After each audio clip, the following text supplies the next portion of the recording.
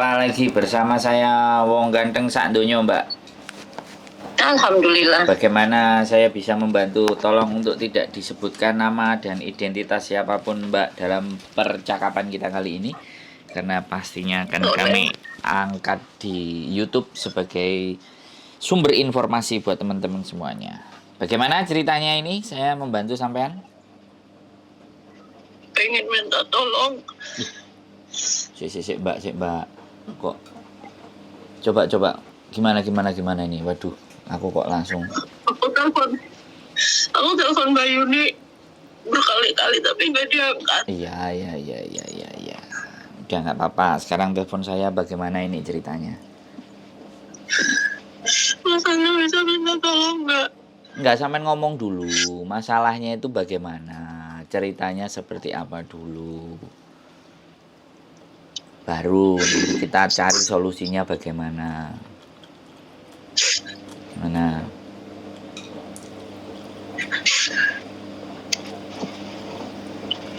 Anak aku diambil. Apa? Anaknya diambil. Oh, anak aku diambil kakak aku tanpa izin aku. Oh, di Indonesia. Anak sama suamiku diusir sama kakakku. Aku nggak bisa berbuat apa-apa. Oke, sebentar. Terus, jadi anak sampean di Indonesia. Anak aku di Indonesia. Sama suamiku. Oke. Sekarang ditenangin dulu. Cari tisu apa dulu. Diusap dulu air matanya. Kita ngomong pelan-pelan. Semuanya pasti ada solusinya. Gimana? Pelan-pelan. Aku tuh menikah dengan suami pertama 11 tahun yang lalu. Dia meninggal. Meninggal karena kecelakaan. Terus aku berangkat ke Hong Kong. Aku nitipin anakku sama kakak tertuaku yang perempuan karena aku nggak punya saudara perempuan yang lain. Sementara keluarga almarhum suamiku juga tidak mau kerepotan. Aku punya hak penuh atas anak aku. Ya, betul. Aku bawa pulang anak aku ke rumah aku. Aku titip ke bapak, aku titip ke kakakku karena memang aku juga sudah gak punya mama. Aku pamit ke bapak, aku pamit ke keluarga aku semua. Aku berangkat ke Hong Kong dengan ditipin anak ke kakakku.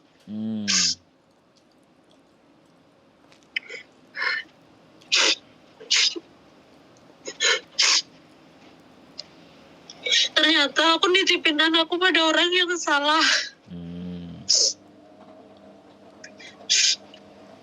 Kakakku mencoba menguasai anakku dengan merubah identitas diri dia. Dari mulai memindahkan nama dia dari kartu kakak aku ke kartu kakak dia. Ternyata tidak bisa ditolak sama Disduk Capil karena tidak sesuai dengan nama orang tua aslinya. Anak aku dengan akte lahir nama aku sebagai ibu kandungnya dan ayahnya adalah yang sudah meninggal. Kakakku tidak bisa memindahkan nama anakku ke kartu kakakku. Aku berpikir aku masih bisa selamatin anakku. Bapakku memproses kakak aku melalui sidang keluarga bahwa dia tidak boleh menguasai anakku sepenuhnya sekalipun dia merawat anak aku dari lahir. Karena aku meninggalkan anak aku usia 1 tahun. Anak aku ditinggal gak mengenal sosok seorang ayah itu dari dia lahir umur 2 bulan. Dia menganggap suami dia adalah ayah dari anak aku. Diomongin pelan-pelan sama bapakku, diomongin pelan-pelan sama kakak-kakakku. Aku pikir dia berubah karena dia mengiyakan semua nasihat keluargaku. 11 tahun aku merantau di sini. 2 kali gagal majikan. Aku bertahan gak mau pulang. Meskipun iya seharusnya aku pulang mungkin ya. Kalau aku pulang mungkin gak akan kayak gini kejadiannya. Tapi demi Allah, karena aku gak mau merepotkan bapak. Bapak udah terlalu sepuh. Bapak kan terlalu suka, aku mau ngerepotin bapak, makanya aku bertahan di sini sampai aku ketemu dengan majikan yang sekarang yang alhamdulillah kayak malaikat. Segala kebutuhan aku, kebutuhan anak aku dicukupi dengan baik sama majikan aku. Aku bisa pulang tiap tahun cuti.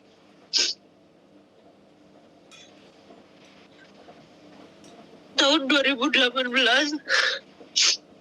aku dijodohin sama temanku, kakaknya temanku, TKW juga di sini.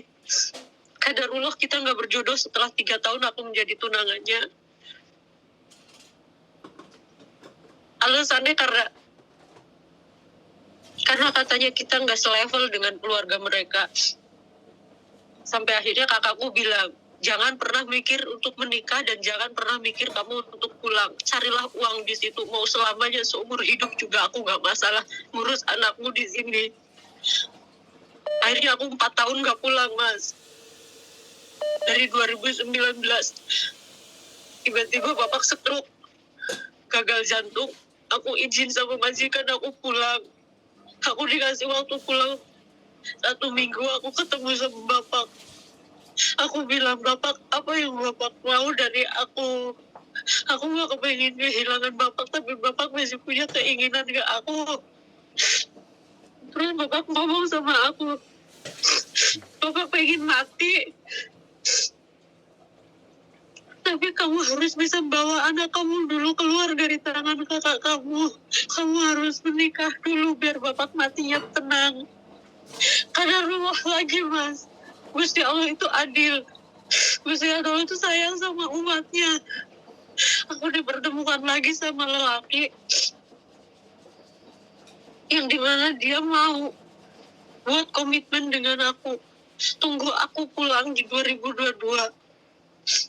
Aku pulang 2022 kemarin di hadapan bapak, di setengah badan bapak yang sudah mati, yang sudah lumpuh, yang sudah tidak bisa bergerak sama sekali dengan terbata-bata. Bapak meminta lelaki itu yang sudah selama 10 bulan pendekatan dengan bapak. Akhirnya bapak menikahkan aku. Bapak meminta aku untuk menjadi hak warisnya bapak, menempati rumah peninggalan almarhumah bapak. Dengan alasan karena selama 6 tahun aku kerja di majikannya, sekarang aku bisa memperbaiki rumah dari yang rumah separuh gede sampai akhirnya sekarang keramikan total. Hanya itu alasan bapak memberikan rumah ke aku, karena semua jerih payahku. Aku menikah tanpa ada satu keluarga pun, hanya ada bapak dan keluarga suamiku. Bapak meminta aku membawa pulang anakku, aku bawa pulang anakku. Hidup dengan suamiku selama 17 hari aku di rumah. Aku balik lagi ke sini, baru 4 bulan suami aku di rumah, ngurus anakku. Hidup sama kakakku, hidup sama 2 orang anak dari suamiku yang baru. 1 minggu yang lalu, nggak tahu setan apa yang merasuki otaknya kakakku, tiba-tiba anakku dibawa minggat. Suamiku sama 2 orang anaknya diusir. Aku pengen mengambil hak asuh anak aku lagi, Mas. Gimana caranya, bantu aku? Bantu aku, gimana caranya? Aku diblokir sama kakak-kakakku semua, bahkan HP anakku pun tidak dikasih. Aku gak bisa hubungan dengan anakku. Aku pengen ngambil anakku, Mas. Oke. Kasih tahu aku gimana caranya bawa anak aku pulang lagi. Oke. Sekarang sampean tenang dulu, ganti saya ngomong ya. Aku jujur, Mas Andro, kalau bukan karena rintihan anak sambungku 2 sama anak sambungku yang terakhir, aku jujur ya, aku udah coba bunuh diri 2 kali, tapi terselamatkan sama majikanku. Aku 3 minggu gak komunikasi sama anak, itu sakit, Mas. Sampean masih mau cerita lagi apa ganti saya ngomong? Aku cuma minta tolong itu, Mas, gimana caranya ngambil anak aku? Harus melalui apa? Sederhana, gampang itu ya. sekarang sampean diem dulu ya. Sampean ganti. Kalau sampean cerita terus, aku dengerin terus. Saya harus ngomong apa saya harus dengerin? Saya tanya dulu. Halo. Saya dengerin. Oke. Gantian ya. Kalau saya yang dengerin, sampean yang saya yang ngomong, sampean yang diem ya. Di apa namanya? Cari tisu dulu atau dicari apa namanya? Sapu tangan atau apa deh, di lap dulu supaya tenang. Karena kalau saya ngomong posisi sampean masih meratap, masih begitu, makanya akan sulat. Aku sampai ngomongnya kebelibet-belibet sampai nanti akhirnya sampean sulit memahaminya. Jadi gini, Mbak. Pertanyaan saya satu, dijawabnya pendek aja. Kondisi anak sampean kalau toh pun diambil sama mbaknya sampean itu, dia diperlakukan secara baik nggak? Yang pertama itu yang kita harus. Asal dia nurut sama kakak saya, dia baik. Oke. Tapi ketika anak saya yang masih usia SD, dia nakal atau apapun itu, entah di rumah atau di luar rumah, dia pulang akan dipukul. Oke. Karena ada banyak saksi mata yang melihat. Oke, sudah, cukup itu. Akte lahir atas nama sampean kan? Iya. Oke, kalau akte lahir atas nama sampean, hak asuh harus sampean, tapi anak itu dikuasai oleh kakak. Itu hal yang gampang sekali buat saya. Ya, sangat sederhana. Sampean mau ini dibawa ke meja hijau atau diperkarakan atau secara kekeluargaan gitu aja. Kalau sampean mau ini digunakan pakai cara kekeluargaan, sampean pulang, ya. Sampean pulang, sampean ngomong baik-baik, sampean bicara baik-baik, sampean datangi baik-baik. Itu kalau pakai acara kekeluargaan. Tapi kalau sampean mau di meja hijau kan, saya punya 2 pengacara. Tergantung sampean nih, kuat-kuatan mau memperjuangkan hak sampean atau bagaimana. Itu sederhana sekali, Mbak. So simple, ya. Gak usah sampean pakai nangis juga. Mungkin iya, saya ngerti sampean ibunya, sampean sedih, sampean memperjuangkan, sampean memberikan yang terbaik. Ya, saya merasakan itu. Tapi sekali lagi, setiap masalah pasti ada solusi. Jadi sampean harus tenang, ya, nggak usah khawatir. Selama akte itu masih atas nama sampean sebagai orang tua, itu gampang banget diambil gitu loh. Kita bisa, makanya ada 2 cara. Sampean mau diambil pakai cara kekeluargaan, apa kita sidangkan, atau kita meja hijaukan, atau kita tuntut. Jadi itu saja, sampean bisa pikirkan baik-baik. Kalau cuman urusan begini mah, saya rasa sampean nggak perlu bunuh diri. Tolong ya, please. Jangan sampai ada terlintas di pikiran sampean hal-hal semacam itu. Ya, kalau sampai sampean terpikir dengan cara yang seperti itu, wah, berat, kacau. Sampean harus ngopi-ngopi sama saya, harus makan-makan, harus healing. Artinya itu harus relax, santai gitu loh. Ya, jadi nggak usah bingung, nggak usah khawatir. Diajak berunding suami sampean yang baru tadi, ya, apa yang saya sampaikan. Jadi mau pakai cara kekerasan enggak sih? Mau pakai cara kekeluargaan atau mau pakai cara meja hijau? Itu sederhana sekali, Mbak. Itu urusan bukan urusan yang berat buat sampean. Yang menjadi berat itu gini. Ketika sampean meninggalkan majikan sampean terus pulang, yang berat itu di situ gitu. Dapat dari mana uangnya kan? Intinya kan di situ sih sebenarnya. Tapi sampean posisi ada di sini, kita ambil hak asuhnya dia bisa. Jadi yang turun tangan nanti polisi atau pegawai pengadilan. Jadi nggak perlu sampean. Itu hal yang sederhana, Mbak. Wes, sampean piye saiki? Sudah punya pandangan nggak? Ya, ayo, atau apa yang diresahkan lagi? Apa masalahnya? Coba ngomong lagi sama saya. Ayo, giliran sampean yang ngomong. Aku 4 menit, sampean 10 menit nggak apa-apa. Wis, 4 menit itu sudah bisa menyelesaikan sesuatu aku. Nah, sekarang sampean mau cerita apa lagi? Ayo, tak dengerin. Lepaskan semuanya. Tuangkan ke sini, ceritakan ke saya. Ayo. Gimana? Ada lagi? Ayo. Mana yang mau dibahas? Kalau aku pribadi, Mas, aku udah pakai cara kekeluargaan. Dan selamanya pun aku nggak akan pakai acara-acara yang ke jalur hukum, karena aku menghormati dia, kakakku. Sekalipun aku udah ditempelengin habis-habisan, aku disiksa habis-habisan pakai kekerasan fisik, ninggalin luka sampai aku balik ke sini, majikan yang ngobatin. 3 bulan pengobatan. Aku di sini lo baru 5 bulan setelah cuti. Majikanku tahu ada luka besar di tenggorokan aku. Sampai aku baru bisa ngomong itu baru 1,5 bulan ini, ngomong lancar. Karena aku bawa luka dari sana. Sampai kapanpun aku nggak akan pakai jalur hukum, karena aku tahu resikonya. Dia akan sangat-sangat malu, dia akan lebih membenci saya, dia akan lebih membenci anak saya yang saya jaga itu anak saya.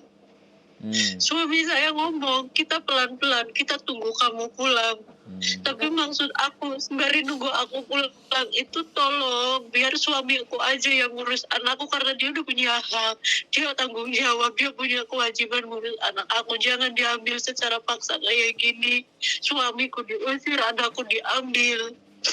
Suamiku nggak boleh ketemu, suamiku dihina-hina. Dihina apapun kita berdua, kita nggak masalah, Mas. Tapi jangan bawa pergi anak aku.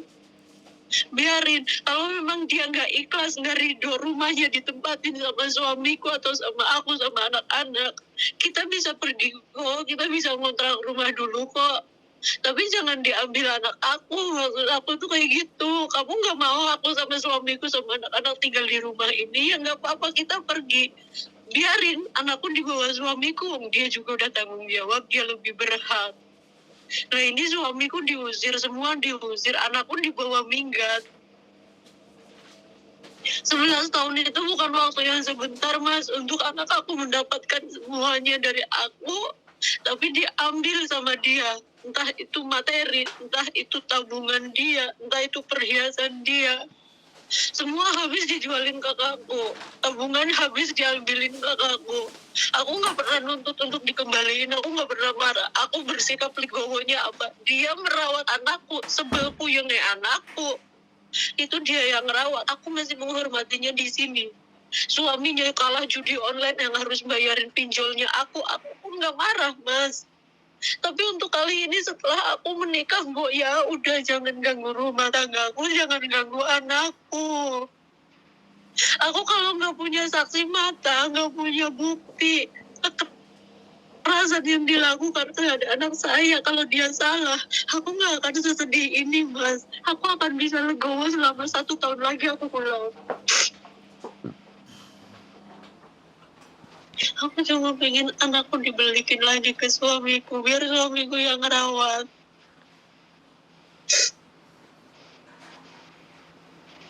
Aku cuma kepikirannya itu, 11 tahun dia hidup dengan kakakku. Anakku nunjukin kok luka-lukanya ke aku.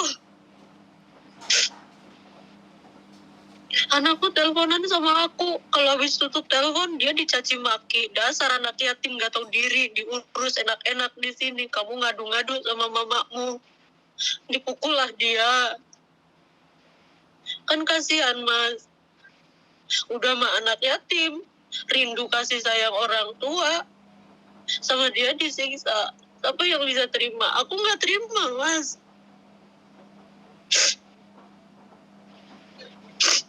Aku mau ngomong baik-baik sama dia. Nomorku aja diblokir. Anakku aja sekarang nggak megang HP, nggak bisa dihubungin. Suami dia ngeblokir aku, ngeblokir semuanya. Aku mau minta mediasi lewat siapa?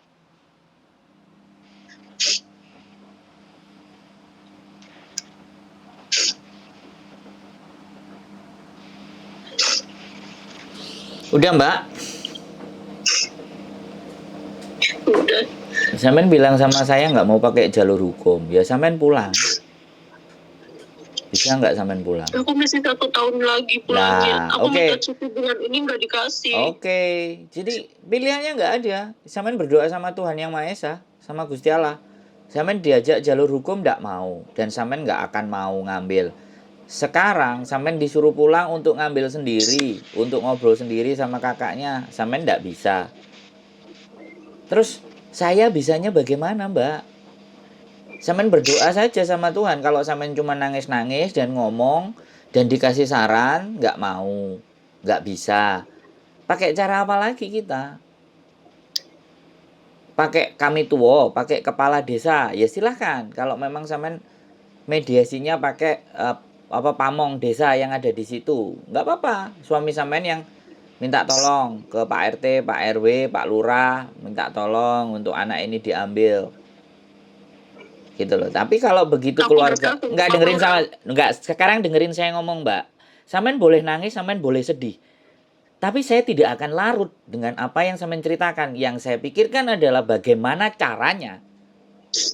Jadi saya tidak berfokus pada rasa sedih sampean. Bukan saya tidak berempati loh ya. Sampean tadi tanya ke saya ngomong bagaimana caranya, kan begitu toh. Bener nggak? Saya tidak akan mencampurkan rasa sedih itu, Mbak. Karena saya hanya fokus bagaimana sampean mendapat solusi itu. Karena kalau solusi itu tidak sampean dapatkan dan sampean tidak dapat lakukan itu, sampean semakin tertekan. Nah, ini yang akan bahaya. Makanya saya mencoba menarik sampean dari lubang kesedihan yang sampean rasakan. Bisa dipahami nggak? Saya ngomong. Saya ngomong agak kenceng karena sekali saya ngomong sampean bales lagi. Sekali ngomong mau nggak bisa. Jadi sampean solusinya adalah pulang. Kalau nggak mau diselesaikan jalur hukum, sampean sendiri yang ngambil dia. Kalau sampean nggak bisa dan merasa masih 1 tahun lagi, sampean nggak enak sama majikan, keterikatan kontrak, ya sudah, suami sampean suruh datengin pamong-pamong untuk nasehatin kakak sampean. Karena nggak bisa berhubungan langsung kan, ya kasih uang saku pamong-pamong itu dimintain tolong baik-baik, mereka pun pasti tidak akan keberatan. Itu kita coba sambil sampean berdoa kepada yang maha membolak-balikkan hati kakak sampean supaya dengan sendirinya. Dan ingat ya, tidak ada pakai cara dukun-dukun ya. Ini caranya harus seperti itu, pelan-pelan. Kan sampean tadi bilang mediasi. Ya, suaminya sampean suruh datengin pamong berapa 1 2 3 untuk gantian ngomong. Pasti kalau pamong itu demi warganya itu pasti akan dilakukan walaupun beda desa, beda apa, ya cari pamong yang setempat itu karena pamong mau nggak mau kan pasti suaranya didengerin.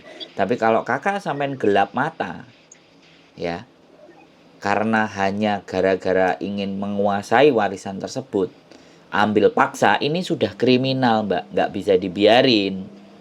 Tapi nek sampean tetap memaksa itu saudara, mulio Mbak, mulio, marek no urusane, jangan mikir cari uang terus. Bisa dipahami nggak sampean? Paham nggak? Paham. Ayo kita pakai logika. Aku ngerti sampean sedih, tapi saatnya kita berpikir pakai logika, jangan pakai perasaan. Aku ngerti sampean yang melahirkan, sampean yang mengusahakan, sampean sayang dan cinta sama keluarga. Tapi kalau sampean tidak ada di sana, terus kon kudu piye, Mbak? Menyelesaikan urusan ini. Karena point of view artinya urusan ini adalah aku rasa tidak ada hubungannya semuanya kecuali hanya warisan.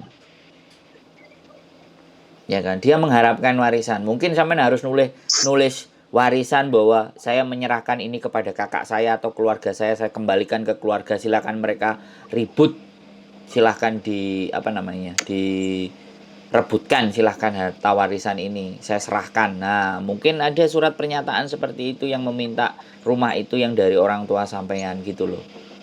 Ya udah, gitu aja kan sebenarnya masalahnya. Dari inti persoalannya ini kan ada harta yang mereka harapin kan dari sampean. Tidak, bukan sekedar anak yang dia minta, tapi harta ini loh mau dikasihkan ke mereka lagi gitu. Ya nggak tahu bersaudara ada berapa, tapi menurut saya motifnya hanya itu. Nah, kalau teman ditempatin aja terus ditempatin, sampean balik ke situ lagi, sampean gugat lagi kan masih bisa. Tapi kalau sampean bikin surat pernyataan, ya kan, bahwa saya serahkan kembali ini buat mereka semuanya agar mereka bahagia. Nah, kemungkinan besar, nah itu harus sampean yang pulang karena atas nama sampean rumah itu. Bisa dipahami nggak? Paham. Nah, jadi please cuci muka, ya, ambil wudhu. Kalau sampean muslim ya silahkan ibadah, tenangkan hati dulu. Ya. Aku masih pakai ruku. Nah, ya sudah, wis. Ya, dan Mas Andoro, aku boleh ngomong dulu nggak? silakan. Barusan Mas Andoro bilang katanya mediasi lewat Pak Lurah. Aku dengan suami itu udah sama-sama komunikasi dengan Pak Lurah. Terus gimana? Suamiku datang ke tempat Pak Lurah. Terus? Karena kebetulan memang kakakku kerja sebagai sekretaris desa. Wah, keren loh. Terus lanjut. Gak mempan. Jadi kemarin itu hari Jumat, suami aku pulang ke tempat kerjanya di Jakarta. Cari. Aku bilang, ayah ketemu ya sama Pak Lurah sana. Kita nggak bisa ngomong tanpa ada orang yang membantu. Aku bilang gitu. Hasilnya aja. Ayah ke rumah Pak Lurah. Hasilnya aja gimana? Ke rumah Pak Lurah. Hasil Video gimana? call sama aku minta tolong sama Pak Lurah. Aku Terus? ceritain semuanya. Terus Pak Lurah sama Bu Lurah itu besokannya ngomong sama kakakku. Terus kemarin hari Minggu itu Pak Lurah telepon ke aku sama terus? suamiku. Kita bertiga teleponan. Terus? Kakakku ngasih jawaban bahwa dia tidak ridho rumah itu ditempatin aku sama suamiku sama anak-anakku. Terus yang kedua, kakakku ngasih jawaban ke Pak Lurah. Aku 11 tahun ngerawat anaknya dia dengan segala fasilitas keenakan yang dia dapat, fasilitas tunjangan apapun yang dia dapat dari saya pribadi, gaji saya di sini, apapun yang dia mau semuanya tercukupi sama aku, dan aku nggak ridho dia